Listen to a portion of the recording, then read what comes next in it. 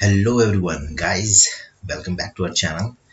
सो guys, हम लोग जो है पॉलिटिक्स सेक्शन कवर कर रहे हैं घटना चक्र का। ठीक है ना। घटना चक्र के जितने भी प्रीवियस ईयर्स के क्वेश्चंस हैं, एमसीक्यूज, जितने भी यूपी पीसीएस, एमपी पीसीएस या जितने भी स्टेट पीसीएस सर्विसेज में पूछे गए हैं, वो सारे के सारे हम लोग कवर कर रहे हैं। तो गाइस, हम लोगों ने देखिए इससे प्रीवियस जो है चैप्टर में हम लोगों ने कॉन्स्टिट्यूशन डेवलपमेंट जो है वो कंप्लीट कर लिया, कॉन्स्टिट्यूंट असेंबली कर लिया, article of the constitution, preamble, 4 chapter तक हम लोग जो है वो कंप्लीट कर चुके हैं गाइस। सो अगर आप लोगों ने अब तक वो वीडियो नहीं देखा है तो आप जाइए प्लेलिस्ट में, आपको सारे के सारे वीडियोस मिल जाएंगे। आज हम लोग बात करेंगे 5th चैप्टर की, द गवर्नेंस सिस्टम। तो गाइस, गवर्नेंस सिस्टम भी बहुत ज़रूरी है। इससे भी लगभग काफ़ी क्वेश्चंस आ गए हैं। टोटल अब तक अगर देखा जाए तो 52 क्वेश्चंस के अराउंड पूछे गए हैं, तो इसका अच्छा खासा वेटेज है। तो इससे आप क्वेश्चन एक्सपेक्टेड कर सकते हैं, क्योंकि इसमें फैक्चुअल कम, थोड़े से कॉन्सेप्चुअल ज़्यादा हैं। तो you need to understand the concept of that chapter, right. So guys, बिना देरी के शुरू करते हैं। चलिए, जितने भी प्रीवियस ईयर के क्वेश्चन है ना, वो सारे हम देख लेंगे अब। ठीक है, तो देखिए, with the reference of the sovereignty of India, which of the following statement are correct? देखिए, सोवरेनिटी ऑफ इंडिया की बात कर रहे हैं। ठीक है ना। India is a member of the Commonwealth of the nation. Sovereignty of India is curtailed due to its membership of the Commonwealth of the nation. तो गाइस देखिए, सोवरेनिटी का मतलब जो है एक प्रॉपर एक आज़ादी, संप्रभुता आप जिसको कह सकते हैं, कि जब कोई देश अपनी इंटरनल पॉलिसीज खुद बनाए, अपने एक्सटर्नल अफेयर्स जो है वो पॉलिसीज खुद बनाए। ठीक है ना। यानी कि उनकी पॉलिसीज पे किसी भी तरीके का कोई एक्सटर्नल इन्फ्लुएंस ना हो, तो वो कंट्री, वो स्टेट कहलाई जाती है सोवरन स्टेट।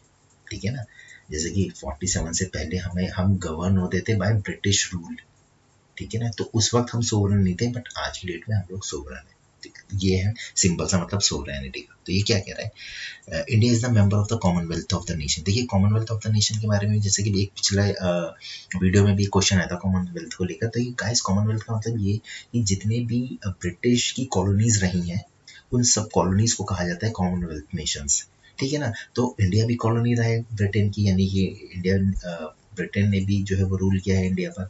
तो India also member of the Commonwealth of the nation. तो ये तो करेक्ट है ना। लेकिन द सोवरेनिटी ऑफ इंडिया, यानी कि इंडिया की sovereignty is curtailed due to its membership of the Commonwealth of Nation. तो ये गलत है। इंडिया की सोवरेनिटी कहीं से भी कॉम्प्रोमाइज नहीं होती जस्ट बिकॉज कि वो एक मेंबर है कॉमनवेल्थ नेशन का। जो मेंबर है कॉमनवेल्थ नेशन का, that is just an official, एक फॉर्मल आप कह सकते हैं कि एक काइंड ऑफ अ डिक्लेरेशन है, लेकिन उससे हमारी सोवरेनिटी पे कहीं से कहीं तक कोई लेना देना नहीं है। हम भी आर द सोवरन स्टेट। तो guys, one is correct and बाकी सब इनकरेक्ट है। ठीक है गाइस, नेक्स्ट क्वेश्चन देखते हैं। Constitution of India provides which type of governance system. तो देखिए, हमारा जो कॉन्स्टिट्यूशन है किस टाइप का गवर्नेंस सिस्टम दे रहा है, democratic, presidential, parliamentary, semi democratic. तो देखिए गाइस, प्रेसिडेंशियल तो बिल्कुल नहीं है ना। हमारा जो है प्रेसिडेंशियल तो बिल्कुल नहीं है। हम जो प्रेसिडेंट का मतलब कि head of state is elected but not directly elected. तो प्रेसिडेंट जो है वो तो बिल्कुल नहीं है। सेमी डेमोक्रेटिक भी बिल्कुल नहीं है। ठीक है ना। तो अब देखिए, इसमें पार्लियामेंट्री और डेमोक्रेटिक, तो ये सब पूछ रहा है गवर्नेंस सिस्टम, यानी हमारी जो गवर्नमेंट है उसका मॉडल क्या है। तो सर, उसका मॉडल है हमारा पार्लियामेंट्री। हमारी गवर्नमेंट किस तरीके से चलती है, किस तरीके से फॉर्म होती है, पार्लियामेंट्री गवर्नेंस सिस्टम। हमारी लोकसभा है, राज्यसभा है, उसमें बिल पेश होता है, काउंसिल ऑफ मिनिस्टर बिल पेश करते हैं, फिर बिल पर जो है वो डिस्कशन होता है, वो सारी चीज़ें, सारा प्रोसेस फिर पास होकर वो जो है अपर हाउस में जाता है, फिर वहाँ से पास होकर फिर प्रेसिडेंट के पास जाता है। तो हमारा जो सिस्टम है वो पार्लियामेंट्री गवर्नेंस सिस्टम है, राइट। और डेमोक्रेटिक, तो देखिए, democratic is the nature of our state. ठीक है, जो डेमोक्रेटिक है वो हमारी स्टेट का नेचर है, कि हमारी जितनी भी गवर्नमेंट होगी वो डेमोक्रेटिकली इलेक्ट होके, जो उसके रिप्रेजेंटेटिव जो है वो या तो असेंबली में जाएंगे या फिर जो है हमारा पार्लियामेंट में जाएंगे, राइट। तो आंसर इसका होगा सी, पार्लियामेंट्री गवर्नेंस सिस्टम।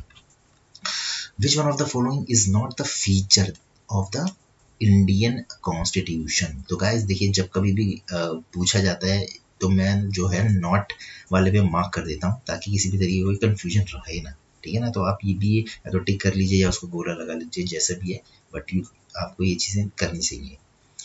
तो देखते हैं क्या, if which one of the following is not the feature of the Indian constitution. का फीचर इनमें से कौन सा नहीं है।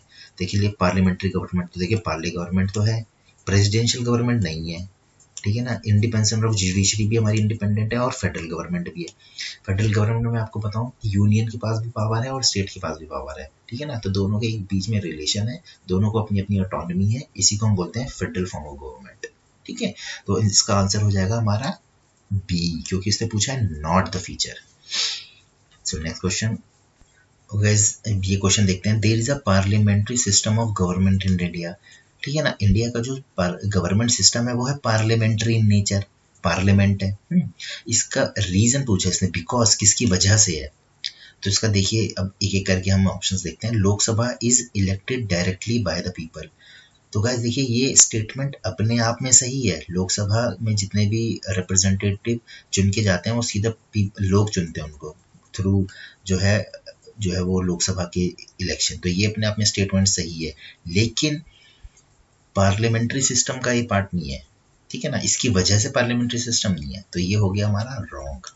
Parliament can amend the constitution, अपने आप में ये भी स्टेटमेंट सही है, लेकिन इसका गवर्नमेंट पार्लियामेंट्री सिस्टम में गवर्नमेंट इसकी वजह से नहीं है, ठीक है। Rajya Sabha can not be dissolved, बिल्कुल बात ठीक है, लेकिन इसका रीजन ये भी नहीं है, ठीक है ना। अब देखिए, council of minister is responsible to the Lok Sabha, yes that is the right answer. जो काउंसिल ऑफ मिनिस्टर है, यानी कि जो मिनिस्टर होते हैं उनकी पूरी टीम को बोला जाता है काउंसिल ऑफ मिनिस्टर।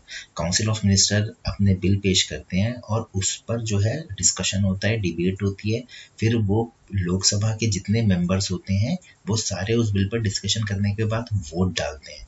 तो कहीं ना कहीं जो काउंसिल ऑफ मिनिस्टर है वो अकाउंटेबल हैं टू द लोकसभा। जितने भी चुने हुए जो है वो लोकसभा के मेंबर हैं, फिर वोटिंग होती है। अगर लोकसभा में वो बिल पास हो गया तभी वो बिल जो है वो राज्यसभा में जाता है, ठीक है ना। तो कहीं ना कहीं काउंसिल ऑफ मिनिस्टर की ये रिस्पॉन्सिबिलिटी है, अकाउंटेबिलिटी है throughout the whole Lok Sabha, ठीक है। तो that made the government parliamentary nature. I hope आपको ये क्लियर हो गया होगा। देखिए गाइस, बड़ा अच्छा कॉन्सेप्चुअल क्वेश्चन है ये, 2015 यूपीएससी में पूछा गया। तो इस तरीके के क्वेश्चंस आप एक्सपेक्ट कर सकते हैं। और आप तो देखिए, यूपीपीसीएस का जो पैटर्न हो गया वो काफ़ी हद तक कॉन्सेप्चुअल हो रहा है धीरे धीरे, पिछले 4-5 सालों का वो पैटर्न है। तो गाइस, नेक्स्ट क्वेश्चन देखते हैं। The main advantage of the parliamentary form of government. देखिए, एडवांटेज पूछ रहा है हमारी पार्लियामेंट्री फॉर्म ऑफ गवर्नमेंट का, ठीक है, देख लेते हैं। The executive and the legislature work independently. तो देखिए, स्टेटमेंट तो अपने आप ही गलत है, ठीक है ना। एग्जीक्यूटिव जो है वो अकाउंटेबल होते हैं, एग्जीक्यूटिव जो है वो अकाउंटेबल होते हैं लेजिस्लेचर के, ठीक है ना। Executive is a part of a legislature, you can say that. तो बी देखते हैं। It provides continuity of policy and is a more efficient. Continuity of policy more efficient, हाँ ये भी ठीक है, बट मेन एडवांटेज पूछ रहा है ना। अब अगला देखते हैं। The executive remains responsible to the legislature, okay, और ये इस पे टिक करते हैं। The head of the government cannot be changed without election. तो गाइज, इसका आंसर होना चाहिए C. Parliamentary form of government का मैंने बताया था ना, एग्जीक्यूटिव जो होते हैं remains responsible to the legislature. हमारे एग्जीक्यूटिव कौन हो गए, हमारा एग्जीक्यूटिव हो गए council of minister and which is responsible to the legislature, which made it our government a parliamentary form of government. So C would be the right answer. So I hope आपको sir ये concepts clear हो रहे होंगे, है ना। अगर नहीं हो रहे होंगे तो प्लीज़ कमेंट सेक्शन में आप बताइए, डेफिनेटली मैं एक छोटा सा वीडियो ज़रूर उस पर लेके आऊँगा। अब देखते हैं next question. In the context of India which of the following principle is implied institutionally in the parliamentary government, ठीक है ना। which of the following principle is are implied institutionally in the parliamentary government। अब देखिए, member of the cabinet are the member of the parliament, okay तो देखिए statement सही है, member MP में से ही मेंबर ऑफ कैबिनेट चुने जाते हैं ना। Ministers hold the office till they enjoy the confidence in the parliament, ये भी बात बिल्कुल ठीक है। The cabinet is headed by the head of state.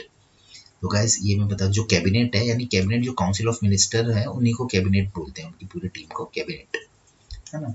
Is headed by head of state. तो गाइस, दैट इज रॉन्ग।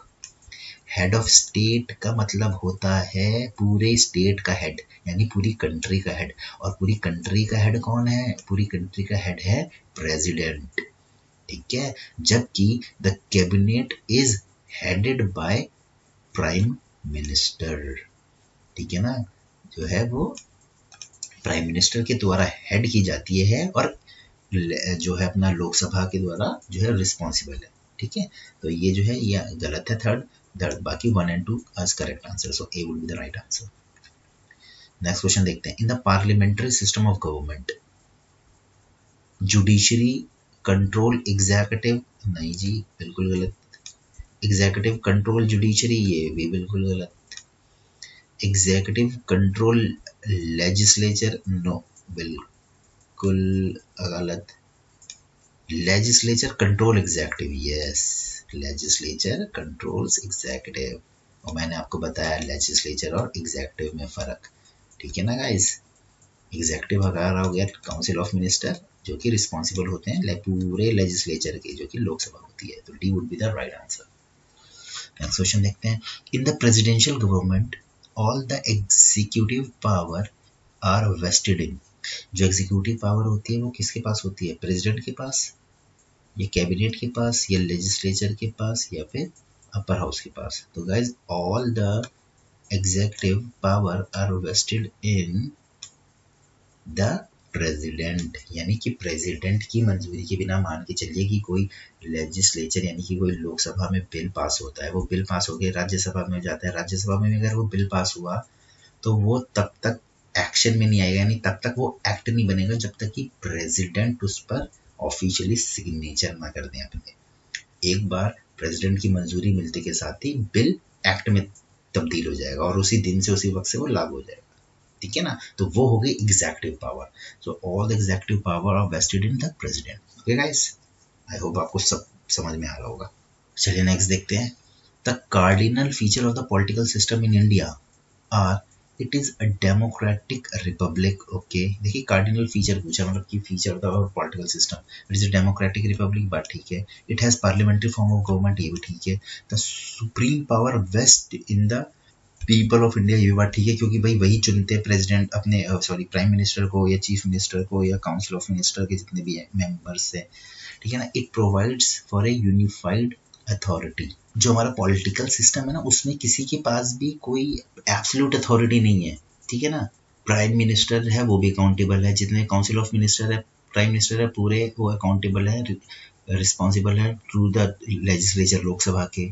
ठीक है ना, तो ये सारी चीज़ें किसी को भी हमारा जो फेडरल फॉर्म ऑफ जो है वहाँ पे सेपरेशन ऑफ पावर का जिक्र है। सेपरेशन ऑफ पावर का मतलब कि एग्जीक्यूटिव, लेजिस्लेचर और जुडिशरी तीनों एक दूसरे पर इंडिपेंडेंट भी हैं और तीनों एक दूसरे पर कहीं ना कहीं चेक एंड बैलेंस भी रखते हैं, है ना। तो इस वजह से जो है ये यूनिफाइड अथॉरिटी नहीं है। तो गाइज पहला भी करेक्ट है, दूसरा भी करेक्ट है, तीसरा भी करेक्ट है एंड फोर्थ इज रॉन्ग, तो answer will be B. Next देखते हैं, कंसीडर द फ्लोइंग स्टेट। तो गाइज देखिए, India is a democratic polity भी ठीक है, इंडिया सोवरेन स्टेट भी ठीक है, India is a democratic society भी ठीक है, India is a welfare state बात भी ठीक है, तो इसका आंसर होगा 1 2 3 4। ठीक है, विच one of the following is a basic feature of the presidential government. देखिए इसमें पूछ रहा है प्रेसिडेंशियल गवर्नमेंट, ठीक है, इंडिया का है पार्लियामेंट्री फॉर्म ऑफ गवर्नमेंट, ये पूछ रहा है प्रेसिडेंशियल गवर्नमेंट। तो देखिए प्रेसिडेंशियल गवर्नमेंट में क्या होता है, रिजिड कॉन्स्टिट्यूशन, ऐसा कोई ज़रूरी नहीं है।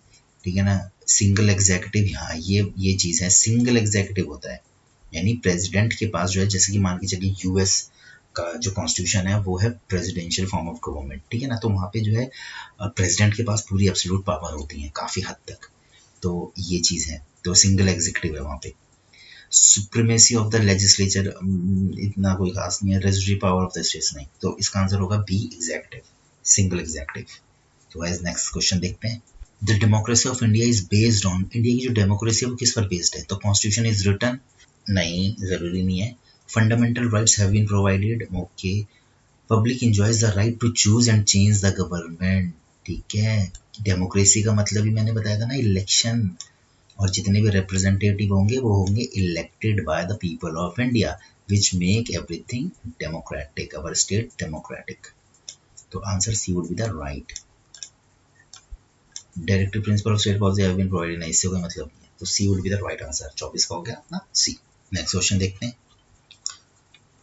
विच one of the following determines that Indian constitution is federal.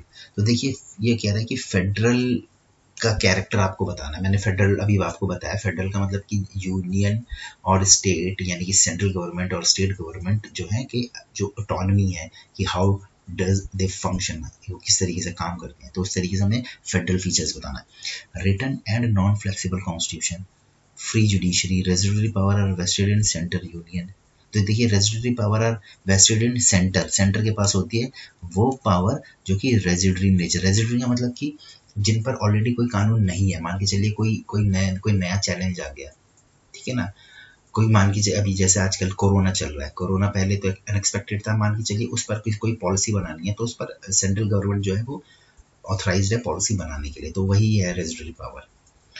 तो ये तो यूनियन का फीचर हो गया है ना, फेडरल का फीचर पूछा है। Distribution of power between union and state, so D would be the right answer. Guys next question देखते हैं। Which one of the following points differentiates the Indian parliamentary system and the British parliamentary system? यानी Indian और Britain के parliamentary system के बीच का फर्क पूछ रहा है, ठीक है। तो देख लेते हैं एक option, collective responsibility, judicial review, bicameral legislature, real and the nominal head. तो गाइस इंडिया पार्लियामेंट्री सिस्टम के बारे में तो हम बात कर ही रहे हैं, ब्रिटिश पार्लियामेंट्री सिस्टम के बारे में मैं बताता हूँ।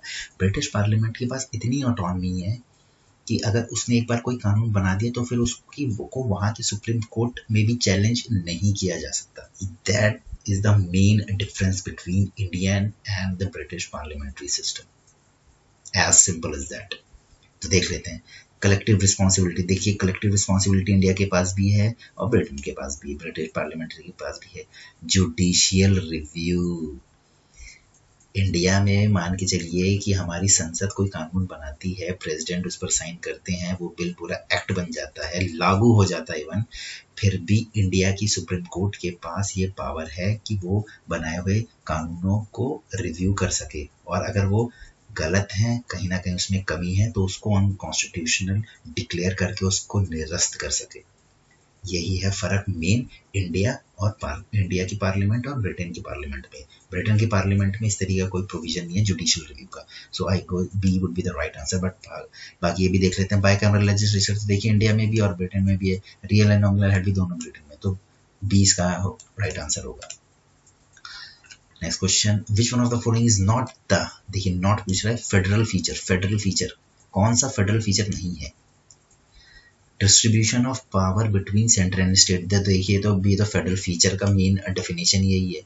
एंटायरली रिटन कॉन्स्टिट्यूशन, ये भी कोई बात नहीं हुई।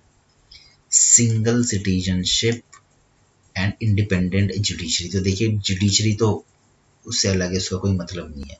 अब ये देते हैं सी, तो guys C will be the right answer. क्यों? क्योंकि यहाँ पे है सिंगल सिटीजनशिप, ठीक है, सिंगल सिटीजनशिप। क्यों? क्योंकि ये है अपना यूनियन का पार्ट, है ना, यूनिटरी फीचर्स का पार्ट, क्योंकि सिर्फ एक सिटीजनशिप है। जैसे कि अमेरिका में डुअल सिटीजनशिप है, क्योंकि अमेरिका पूरा फेडरल स्टेट है, तो वहाँ पे मान के चलिए कि कोई आदमी है, अगर कोई यूएस का कोई सिटीजन है, तो उसके पासपोर्ट में अगर आप देखें या आप कोई जान पहचान का होगा तो आप जरूर देखिएगा, वो सिटीजन है यूनाइटेड स्टेट्स ऑफ अमेरिका का भी होगा, और वो जिस स्टेट से आता है, मान ली कैलिफोर्निया का है, तो वो is also citizen of the California, तो वहाँ डुअल सिटीजनशिप है। जबकि इंडिया में सिंगल सिटीजनशिप है, बिकॉज ये है यूनिटरी का फॉर्म, और वो उसने यही पूछा है कि इज नॉट अ फेडरल, तो C would be the right answer.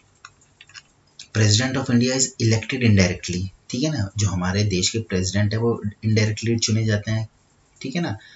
Indirectly का मतलब कि उनको जो है डायरेक्टली लोग नहीं चुनते देश के, उनको चुनते हैं जो जिन्होंने पब्लिक ने जिनको चुना है, यानी कि एमएलए और एमपीज, वो प्रेसिडेंट का चुनाव करते हैं, ठीक है ना।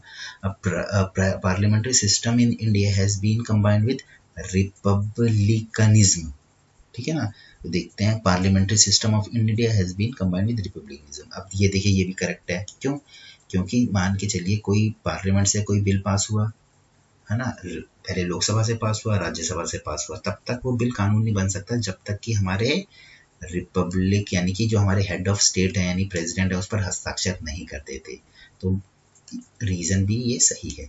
तो A and B, A and R both are true, and R is the correct explanation of A. So A would be the right answer. The reason for the Indian Constitution being bulkiest, ये बल्कि क्यों बन गया, इतना बड़ा लंबा चौड़ा विशाल क्यों बन गया, उसके बारे में पूछते हैं। It incorporates the experience of the many constitution, it contains detailed administrative provision, तो ये तो नहीं लग रहा बिल्कुल। It deals with the government of a large country, ऐसा भी नहीं है, चाइना इंडिया से बड़ा है। It contains the constitution of both union and state of the government, yes ठीक है, क्योंकि हमारे कॉन्स्टिट्यूशन में यूनियन और स्टेट के बारे में प्रॉपर प्रोविजंस हैं, अलग अलग सारी चीजें, which makes our constitution bulkiest. So D would be the right answer. Who called the Indian federalism as a cooperative federalism? तो देखिए इंडिया के कोऑपरेटिव फेडरलिज्म किसने कहा था, वो कहा था जे ऑस्टिन साहब ने। जे ऑस्टिन ने कहा था कि इंडिया का जो फेडरलिज्म है कोऑपरेटिव फेडरलिज्म, यानी कि वो कॉपरेशन से चलेगा। सेंट्रल गवर्नमेंट को स्टेट गवर्नमेंट से कॉपरेट करना पड़ेगा और स्टेट गवर्नमेंट को भी सेंट्रल गवर्नमेंट से कॉपरेट करना पड़ेगा। It's a relation between union and state. So A would be the right answer. Which one of the following is not true, देखिए इसमें भी पूछा not true in relation to democratic determination, ठीक है ना, डेमोक्रेटिक डिटर्मिनेशन के बारे में हमें नॉट ट्रू चीज बतानी है। A state in which people are supreme, okay ये तो भाई ट्रू हो गई ना। Supreme power is vested in elected head, okay, supreme power is vested in a person solely, likewise a king, okay, a government formed by a representative elected by the people, ठीक है ना। Guys इसमें not true पूछा है तो उसका answer C होगा, क्योंकि इंडिया में जो डेमोक्रेटिक स्टेट होते हैं उसमें किंग का कोई कॉन्सेप्ट ही नहीं होता, सुप्रीम पावर का तो मतलब ही नहीं है, ठीक है ना। बाकी सारे स्टेटमेंट्स आएंगे, तो C would be the right answer because it's not true. Okay guys, so guys आज के लिए इतना ही काफ़ी है, ठीक है। हम लोगों ने जो है ये पूरा चैप्टर कंप्लीट कर लिया है, जो गवर्नेंस सिस्टम है 5th चैप्टर। सो अगर आपको अच्छा लगा हो तो प्लीज़ कमेंट सेक्शन में ज़रूर बताइए, इसको शेयर कीजिए अपने दोस्तों के साथ। हम लोग जो है ऐसी सीरीज़ जो है वो लगातार लेके आने वाले हैं। अब जो है छठा हम लोग चैप्टर जो है वो बहुत जल्द लेके आएंगे, तो गाइज ज़रूर इसको देखिए। एंड अगर ये थोड़ा सा भी अगर आपको हेल्प कर रहा हो या आपको किसी भी तरीके की हेल्प की या किसी भी तरीके के कॉन्सेप्ट्स को समझना हो, specially for polity, just please write it down on comment, definitely I'll make a video, मैं उसकी ज़रूर वीडियो बनाऊंगा। अगर वीडियो नहीं भी बना सका तो डेफिनेटली आपका वो डाउट मैं ज़रूर क्लियर कर दूंगा, that's for sure. Okay guys, so आज के लिए इतना ही काफ़ी है। थैंक यू, बाय बाय, मिलते हैं नेक्स्ट वीडियो में।